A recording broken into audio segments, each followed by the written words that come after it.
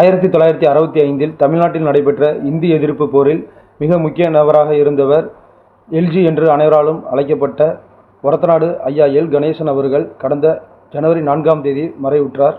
ஐயா எல்ஜி அவர்கள் தஞ்சாவூர் மாவட்டம் ஒரத்தநாடு அருகே உள்ள கண்ணந்தங்குடி எனும் கிராமத்தில் பிறந்தார். சட்டக்கல்லூரியில் படிக்கும் போதே தன்னை திமுகவில் இணைத்துக் கொண்டார். 1965 நடைபெற்ற இந்திய எதிர்ப்பு போரில் மிக முக்கியமானவராக இருந்தார்.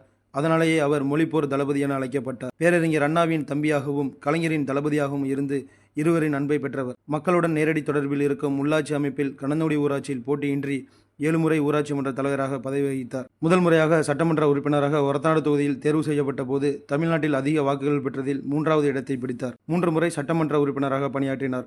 ஊராட்சி மன்ற தலைவர், சட்டமன்ற உறுப்பினர், சட்ட மேலவை உறுப்பினர், நாடாளுமன்ற உறுப்பினர், திமுக மாநில மாணவரணி செயலாளர், ஒரத்தநாடு வர்த்தக சங்கத்தின் கௌரவ தலைவர் என பல பதவிகளை வகித்தார். பலரை ஏற்றிவிடும் ஏணியாக வாழ்ந்து மறைந்த ஐயா இம்மண்ணை விட்டு மறைந்தாலும் தமிழ் உணர்வாளர்கள் மனதில் என்றும் அவர் வாழ்ந்து கொண்டேதான் இருப்பார்.